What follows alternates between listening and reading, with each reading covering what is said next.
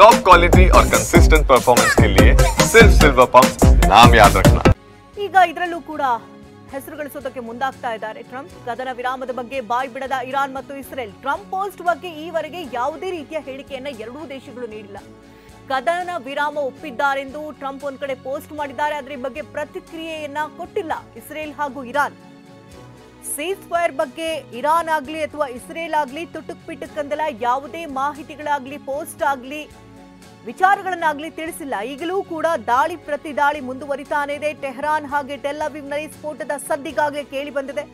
Trump ಏನೋ ಕದನ ವಿರಾಮವನ್ನ ಘೋಷಿಸಿದ್ದೇವೆ, ಎರಡೂ ದೇಶಗಳಿಗೆ ಧನ್ಯವಾದಗಳು, ಇಲ್ಲಿಗೆ ಯುದ್ಧ ನಿಲ್ತಾ ಇದೆ ಅನ್ನೋದ್ರ ಬಗ್ಗೆ ಟ್ರಂಪ್ ಏನೋ ಒಂದು ಕಡೆ ಈಗಾಗಲೇ ಟ್ವೀಟ್ ಅನ್ನ ಮಾಡಿದ್ದಾರೆ.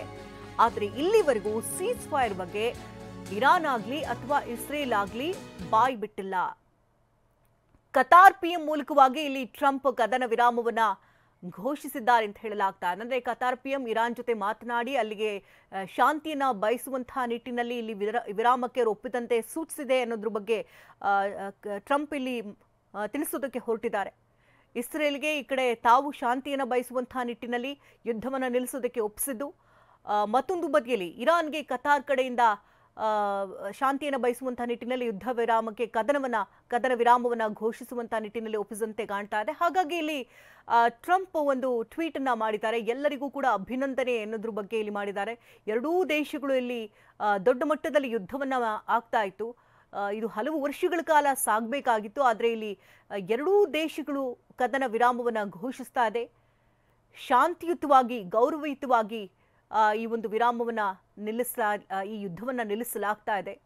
ನಾವು ನಿರೀಕ್ಷಿಸದಂತೆಯೇ ನಡಿಬೇಕು, ನಡೆಯುತ್ತೆ ಅಂತ ಹೇಳಿದ್ದಾರೆ. ಇರಾನ್ ಮತ್ತು ಇಸ್ರೇಲ್ಗೆ ಎರಡೂ ದೇಶಗಳಿಗೆ ನಾನು ಅಭಿನಂದನೆಯನ್ನು ಸಲ್ಲಿಸ್ತೇನೆ.